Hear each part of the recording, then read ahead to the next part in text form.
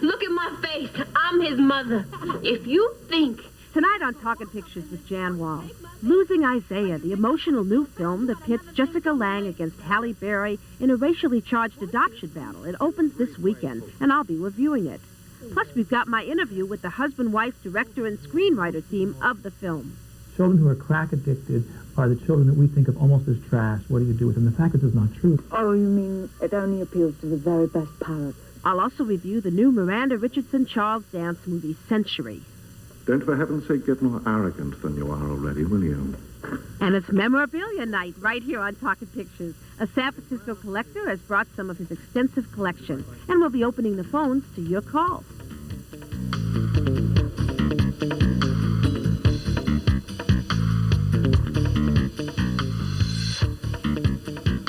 Oh, I just love all this.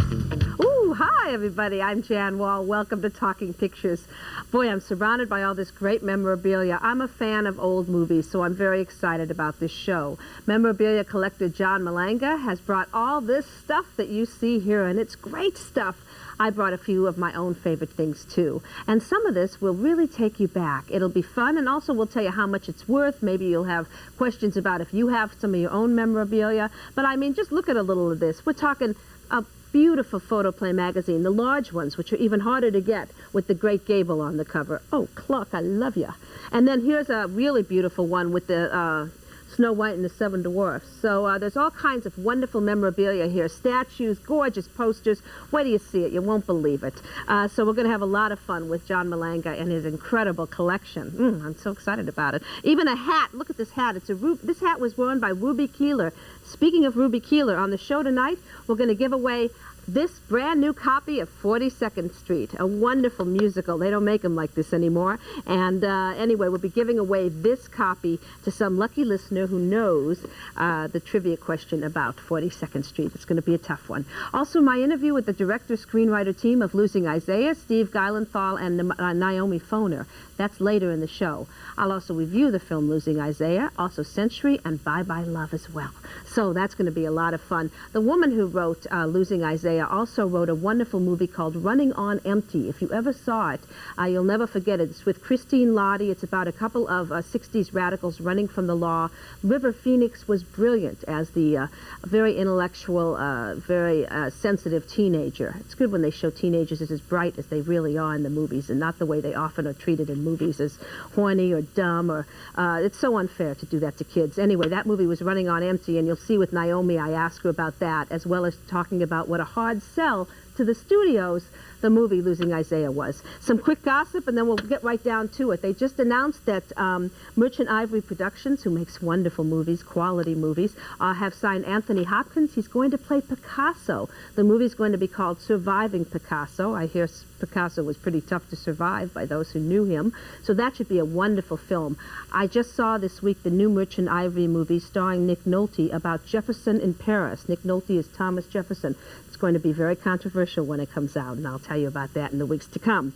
Also, here's an interesting thing. Did any of you see this month's Vanity Fair? The whole issue is about Hollywood, and there's some very good stuff in it. There's an incredible picture of two of my favorite guys. I've interviewed both of them. Tony Curtis, let's see if we can see it here. I think we can. Tony Curtis and Jack Lemmon, here they are today, as they would be in the movie Some Like It Hot if it was done today. And I certainly recommend on video Sweet Smell of Success, my favorite Tony Curtis movie, and Jack Lemmon, well, there's just too many to name. Anyway, Tony would hate that. He's got quite an ego. It's a ball interviewing him, but he would want me to tell you all that he has a lot of great movies, too. His own personal favorite was The Boston Strangler. He thought that was his best work. I'll go for Sweet Smell of Success. Now, let us move right along. The last thing I'll tell you is Yoda will walk. George Lucas is now redoing in the most technical way all the advancements that have been done in special effects with movies.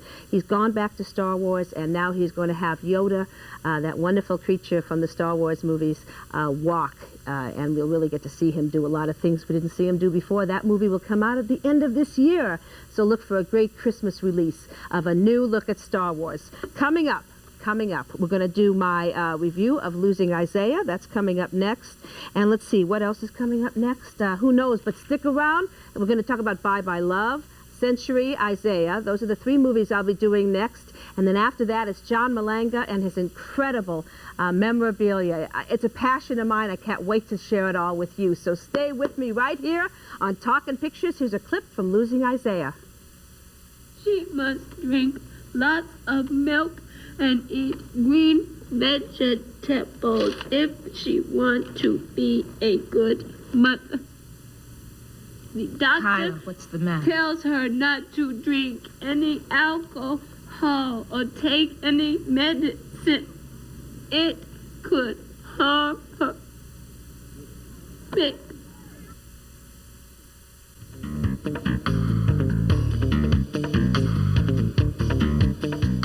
And welcome back to Talkin Pictures with me, Jan Wahl. This is only our 3rd show, and it is getting so good, it's scary. So it'll only keep getting better. Next week, we're going to have a special Academy Awards show. So don't miss it. It's going to be your chance to call in and talk about who you'd like to see win and who you don't think deserve to be nominated at all. We do it all right here. Right now, let me go to some of my reviews quickly about movies that came out this week, because I want to get to John Malanga and his incredible Malanga. I did it.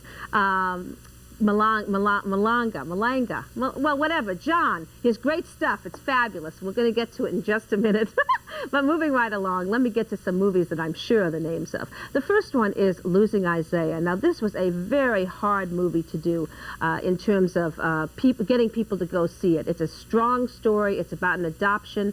It takes place when a woman decides to, she's a drug addict, she decides to get rid of her baby, she leaves it to be for dead, and it ends up being brought up by the wonderful Jessica Lange, who plays a person who's in love with this child. She's just terrific.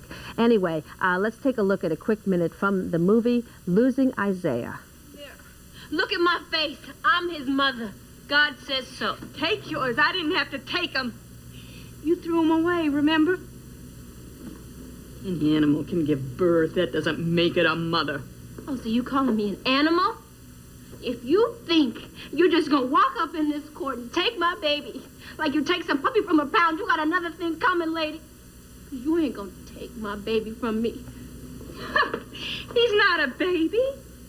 You don't even know him. You don't know anything about him. Wait.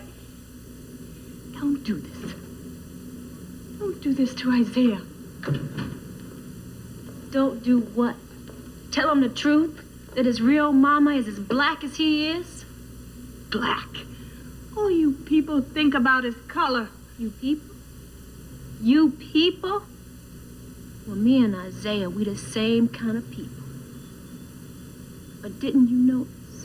Okay, that's Halle Berry as the birth mother to Isaiah, the little boy that she threw away when she was a drug addict. And, of course, that's Jessica Lange. They're both terrific in this film. I had no idea Halle Berry could be such a strong actress.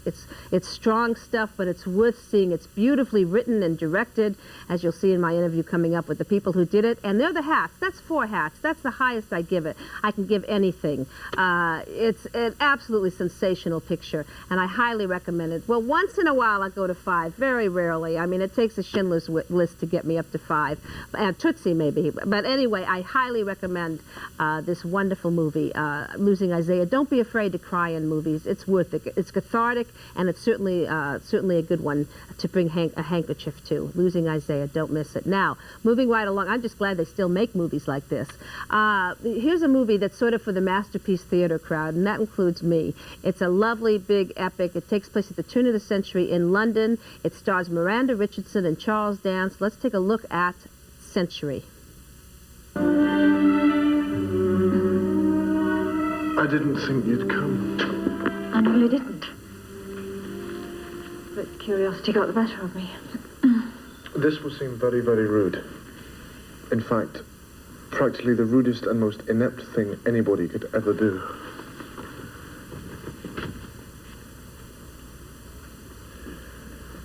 Now, I got this not because I didn't think you looked nice, but because... You didn't want me to show you up? No. No, because I liked it so much. And since I can't wear it myself, at least not tonight. You're right. It is amazingly rude. Let me talk about Miranda Richardson here for a minute. She's a luminous actress, like Vanessa Redgrave, who she's not related to. That's the other Richardson. But like Vanessa Redgrave, she lights up the screen. She lights up every scene she's in. The same is true for Jessica Lange. Anyway, Miranda Richardson, so good. Nominated this year for the movie Tom and Viv. Also highly recommended. But go out and see Century because it's intelligent. After you've seen it, you've learned something. You've learned something about the sexual mores at the turn of the century, some of the scientific achievements, the medical experimentation going on at the turn of the century. This is good stuff. It's called Century. It's worthy of 3 hats. Now the bad news. The movie everyone will see. I know you'll say, oh, Losing Isaiah is too depressing, Century is too heavy. I think I'll go and see a movie that looks great on TV called Bye Bye Love. You know what, folks? It deserves to be on TV. That's where it is meant to be because it is like a bad TV movie, a bad sitcom. It's a real waste of 3 good actors, of a good idea. 1 hat. That's it for Bye Bye Love. Pass. Wait till video, okay? And coming up, are we going to have a good time? We have some very wonderful memorabilia to tell you about. We're going to be giving away this brand new copy of 42nd Street. Come and meet those dancing feet. Yeah. So 42nd Street, memorabilia, incredible posters. You won't believe what we have. Plus, if you'd like to call us at Bay TV, let me give the number now. And it's 1-800-94-BAY-TV. Here it is, 1-800-94-BAY-TV. If you give us a call, you can ask questions about the memorabilia, or maybe you have something of your own that's in your attic or your basement, or maybe you happen to meet Clint Eastwood on the street and you said, hey, Clint, sign this, okay? And he actually did. He didn't punch you out. So it could happen. What's it worth? Give us a call and let us know. We'll be right back with a wonderful memorabilia collector and all of you. Don't go away. And Clark Gable, right here. Yeah.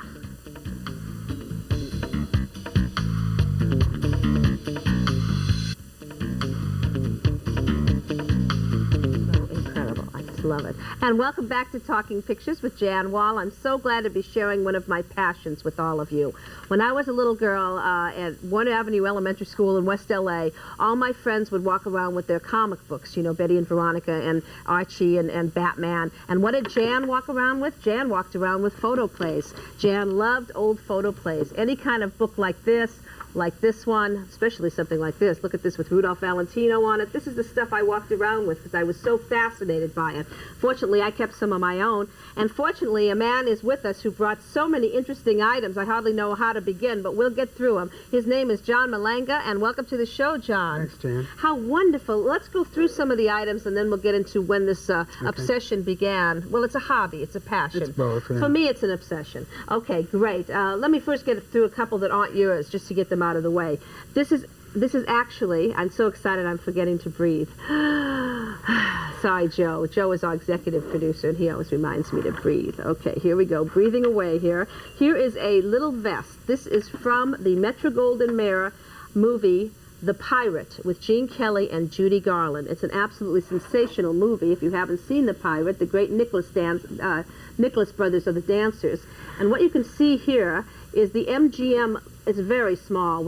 It's very small, but it is the actual MGM. There it is. The MGM label and the production number on it. So this is a vest worn by one of the children who played one of the little pirates in the movie, The Pirate. This is a hat that was Ruby Keeler's, and it's got her name in it. So these two came from a friend of mine who loves to collect costumes. And now let's go to John's. Let's go to some of John's stuff, all right, John? Out of all the stuff on this table, you know how I feel about Mr. Gable here, but of all the stuff on the table, why don't you pick a couple of your favorites and we could show them?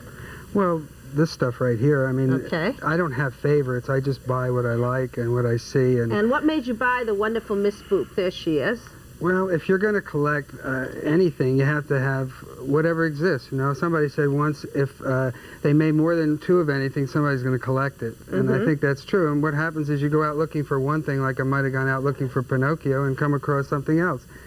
And do you have any idea when this was made? Because she was big in the 30s, actually the late 20s and 30s, yes, right? Yes, but, you know, that could be from the 40s or the 50s. I don't know. Because, you know, they even make them today. I have a porcelain one that somebody gave me about 10 years ago. So. But this looks much older than that. Yeah, this she is was a rather risque lady in the movies. That's right. She was pre-code, and then once the code came in, she had to lower her skirts. Yeah, they had to cover her up. Right. But all that wonderful Cab Calloway music and all that she danced with. Louis Armstrong. And here you have a man who actually This is Candace Bergen's father's, Charlie McCarthy, huh? Right. Right here. Sure I'll put it right Candace- here. I'm There sure we go. Candace doesn't particularly care Well, you know, about she that. wrote an autobiography called Knock Wood, and it was about her relationship I guess with he Charlie paid more McCarthy. attention to the dolls than he did to her. Yeah. Right. Where'd you find this? Where did I find that? I think a lot of this stuff came from the San Mateo antique show. Sure, the paper and collectible show or Right, the antique right. show. And about how much would you pay for something like this? Do you remember? For this Charlie McCarthy that looks like it's from the 40s, I actually. think that might have been under 100, 100 and a half, but I think Betty was maybe 300 or 400. So we're talking Same with- some major money. Right. Same with what? Pinocchio and Okay. Howdy Doody, all around that price range. Yeah, we can see there's Howdy Doody and there's Pinocchio. We can see them pretty well there. And they're in the $500 range, you say? $300-400, and the condition of them is quite good, though. That's what amazes me. So often it's chipped up, but look how good this condition is. Oh man, is this little Lotta? Was Little that Lulu. Little Lulu? Yeah. Right. Oh, Marge she's is so- Little Lulu. Yeah, that's great. Yeah, Little Lulu and Tubby was the guy she hung out with. the little Yeah. guy. Cool. No, thank Oh, you. wonderful. See, these things bring back such wonderful memories.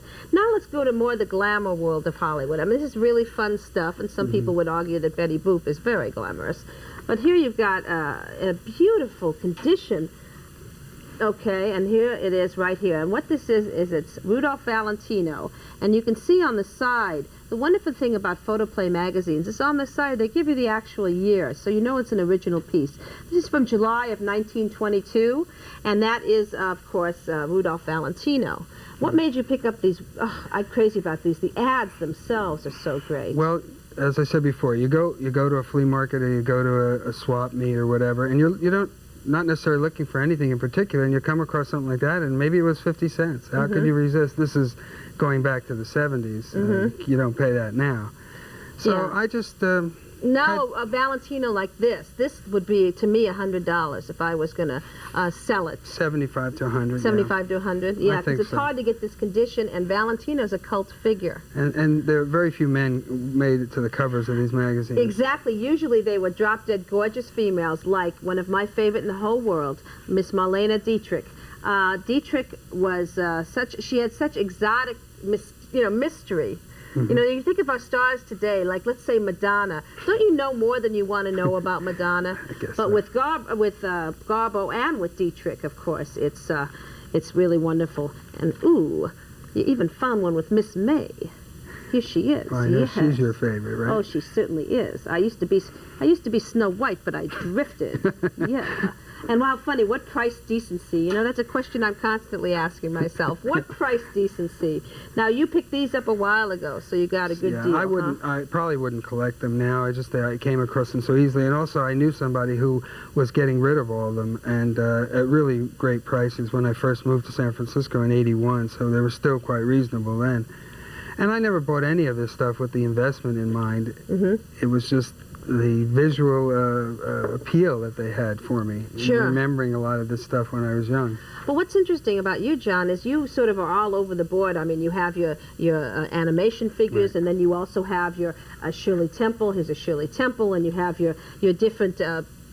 You have everything, whereas most collectors I know just collect certain people. Right. Like I collect Rosalind Russell, and I collect famous movie dogs and dogs of stars. I mean, everybody has like a specific thing they Right. collect. I couldn't resist. You just got everything. You see it there, and if you can afford it at the time, You buy I it. buy it. And Yeah. then once you buy one, it's a natural to get another one to go with it, and it just leads on from there. You know, Shirley Temple is one. Let's take a look. Oh, look, a little close-up of Popeye. Yeah. Here's a little Shirley Temple here. She lives in the peninsula, down in Hillsborough and Atherton, that area. And this is a great one. There's a lot of people who collect Shirley Temple glass, blue glass, Right. as well as the Shirley Temple dolls. And Shirley is one of those smart women who has self-collected her own memorabilia. And she has a Really? lot of her clothes, a lot of her own clothes. And then you have these little tiny things here, and these are fun to collect. These are quick magazines, and these are really fun to collect. Here's one with, let's see if I can put it here. That's with the Hopalong Cassidy. All right, John Wayne And here's one with that John Lucy Wayne. and Desi. And then there's one with the great, okay, yeah, this is Yeah, okay, this is Hopalong Cassidy right here. And this is John Wayne. They came out of the bathroom. They sit on the back of the commode in case anybody wants to read. Oh, you mean at your house? Yeah, you have my these in house. the bathroom? Mhm. What a cool bathroom. And now they want me explain what quick magazines are. Show this one, because this is it's wonderful when you get a couple like this, and this is the quintessential television couple. Sure, it ended in divorce, but what the heck. Sure, Anyway, they quick lasted a long- magazines, what do you know about them? I guess just from the title, it was for a quick read. I don't think they meant for the bathroom, but Oh, that's great. The ads are just so much fun. I mean, people like Ronald Reagan used to do the shirt Cigarettes ads and and shirts, cigarettes. right. Yeah. Oh, cigarettes were very glamorous ads and right. all of this. Chesterfield primarily. They all smoke Chesterfield for Yeah. some reason. What's the most exciting piece of memorabilia you have right now? Do you know? Yeah, I think my 1946 Wurlitzer jukebox. I would Wow. think that would probably be the gem.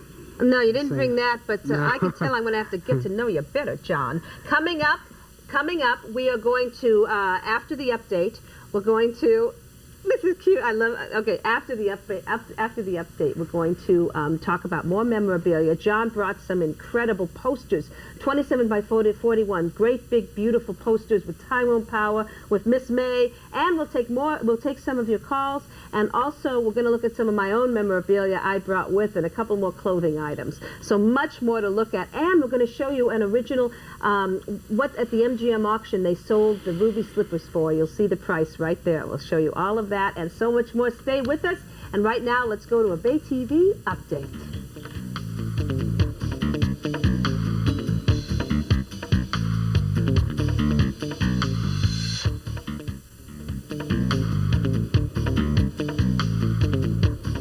All right, there it is. Yes, The Wizard of Oz. Hi, I'm Jan Wahl. This is Talkin Pictures. And right now we're talking movie memorabilia with a collector that has incredible stuff, including an original poster from Wizard of Oz. His name is John Malanga. I did it again. It's okay, Malanga. There you Malanga. go. I should have never thought merengue, the dance, you know? Malanga. And John, how much is this Wizard of Oz poster? It is really something special. Can we just get another shot of it? Because it's so unusual to see an original Wizard of Oz poster. How much is it worth? Yeah. About $16,000. $16,000, and I'm holding it like this? And, Wow. This is, I'm going to be very careful. This is really beautiful. $16,000, that's when you bought it, or that's about no, that's now? what it's worth now. Yeah. I paid about half of that. Right, and this is really beautiful. I guess it's not a half sheet. It's not big. Is it a half sheet? It's a half sheet, It is a 22 half by sheet. 28, and it's very Art Deco. It's really one of the nicer pieces. The one sheet on this is very bad, poor design, and it's not very collectible. One sheet's a 27 by 41. Right, and Then the there's rest we're going to be showing are all one sheets. all one sheets, and then there's also lobby cards. Everything in movie memorabilia has a name, every size of all the posters. Now, John, when you're not buying memorabilia, what do you do? Well, right now I work for a laser video disc company. We sell, again, movies on disc. But before that, in Philadelphia, I was an architect for about 23 years. And I think the connection between graphics and architecture and my love for movies all came together in this. Sure. The graphics really turned me on. And do you sell retail? You sell We sell laser discs retail? wholesale to retail stores. I see. Okay, and are they of classic movies or just... All movies that come out on laser. I have a huge collection myself, more movies than I'll probably ever watch, but collecting, nobody can explain it. If you're a collector, you understand it, and if you're not, you don't care about it, understanding it. Sure, but laser discs, what a way to see movies. Let's look at some one sheets that you brought with you, John. This one's, once again, this is my girlfriend May. Okay, we'll get a camera over there, but this is very unusual to have a beautiful one sheet that doesn't have folds in it. Well, know, these have rolled. been restored. Oh, they have? Yeah, I have a restorer who does it using the museum quality restoration, no acidic glues or paper, and Okay, so there she they is. always have been folded. So And this you're is right. Leslie, by the way. Hey, Leslie. I'll teach you how to do a Mae West one of these days, okay? It's Mae West, and I'm no angel. Ooh, that's the name of the movie, and she was no angel. This is the one with Cary Grant. And how much would you say this poster is worth? Quite a bit with Mae, huh? No folds. Maybe or 3,000 or anything? 4,000. Thousand, pardon me. Now, this is truly one of the great movies.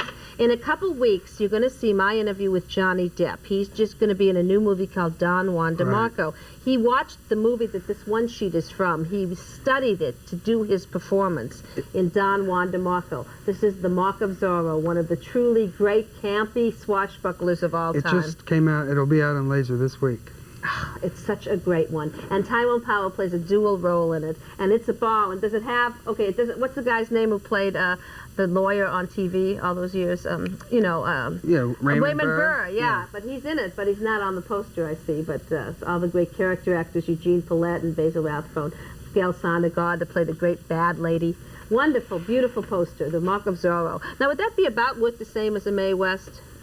About the same? No, I think that has a little more value. It's I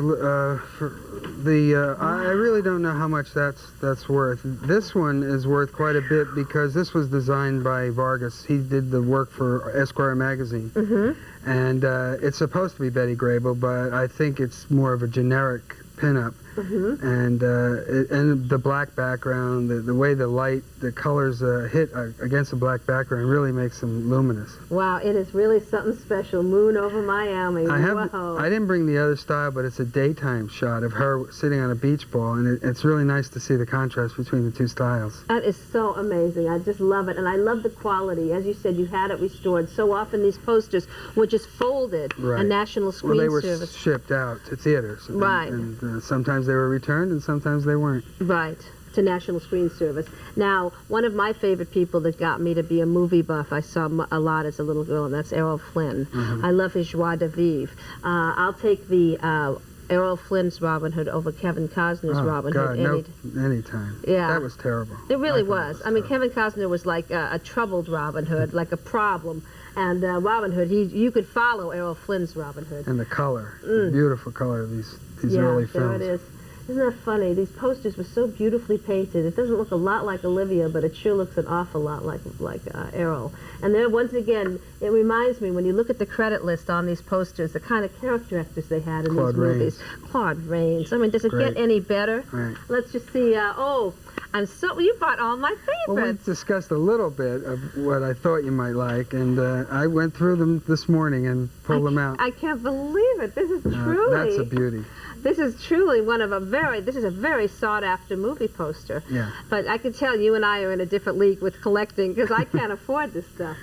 This is from a movie that is one of the great, in the Sherlock Holmes series that was done by Basil Rathbone and of course, Nigel Bruce and as Watson, and it's The Hound of the Baskervilles. Yeah, it's really, really beautiful, wonderful. And then we'll end, we have to see just this final one because it truly is one of the great movies of all time. I can't believe it. So you have all of this wonderful stuff, and I suppose you have some sort of warehouse where you keep No, I keep them flat in a box, a huge box. It's like a suitcase, basically, and it probably weighs about 300 pounds because they're all in there, and it has a handle, and as the years have gone by, it's been harder and harder for me to lug it around. And this, of course, is from the great Billy Wilder film Sunset Boulevard, also now a Broadway show. But I got to tell you, I've seen the Broadway show, and it's best to just see them. I mean, the Broadway show's nice for the sets, but I'll tell you, the movie, there's nothing like the movie. One of my favorite Absolutely movies. Wonderful. Here comes another one of my favorite movies. We've got to show. Okay, well, we really should show it if we can. Okay, let's just show it because, well, now, why is this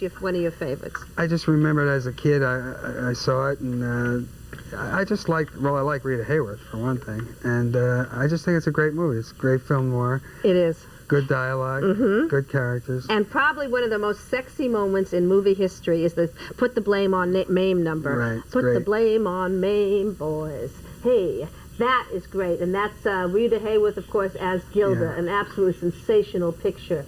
And you know what's so funny? In the movies today, one of the things that really bothered me in this new Vanity Fair that I mentioned before, what bothered me is the cover has these leading ladies of Hollywood, and some of them are like wearing panties and bra. I mean, they're in these trashy outfits. And that makes me sad because, you know, how come Rita Hayworth could look so great? See, some of these outfits are really trashy that these gals are wearing. And these are not models. These are supposed to be some of Hollywood's biggest new actresses.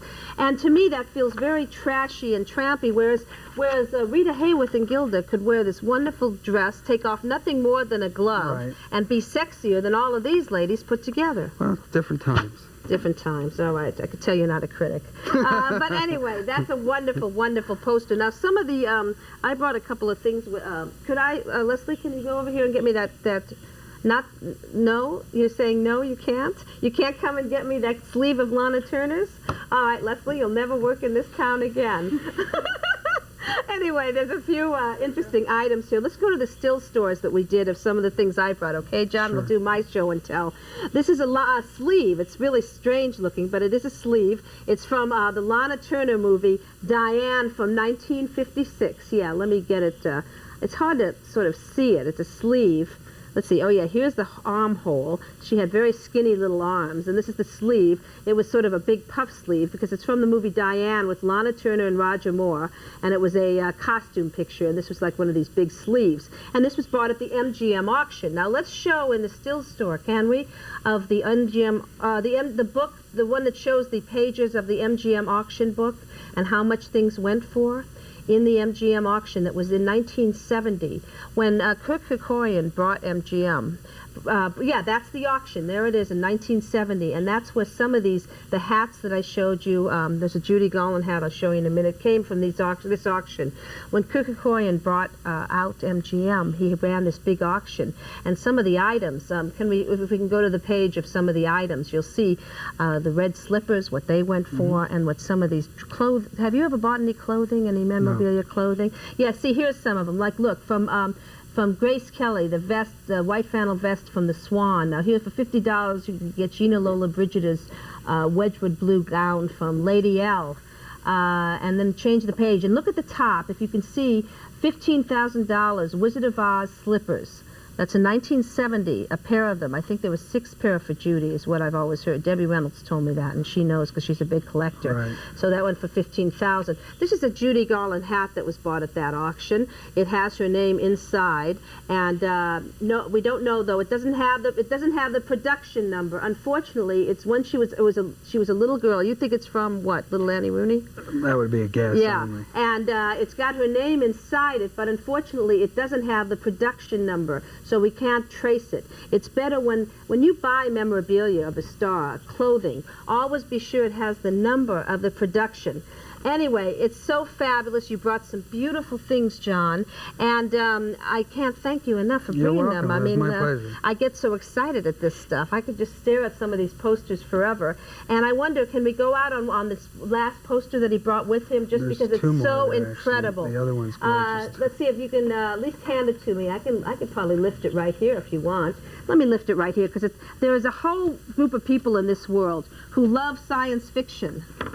And let's see, can we get it on the camera? Let's see if we got it. There we go. There we go. There we go. There we go. And that's from the movie Forbidden Planet. Yes. People love sci-fi. Just wonderful. All right, so thank you once again, John. I could go on forever, but what the heck, huh? I just thank you so much for bringing it with me. Nice meeting you. I tell you, I love movie memorabilia, and you share the passion with all of us when you bring it along. Really nice to see you. Oh, I really want to get to know him. Can you imagine he has these kind of things in his bathroom? We're going to come back with my interview with the screenwriter and the director of a movie that was a hard sell to Hollywood. Find out how they did it. It's called Losing Isaiah. That, and we'll be giving away at a 42nd Street tape and much more. So stay with me right here on Talkin' Pictures.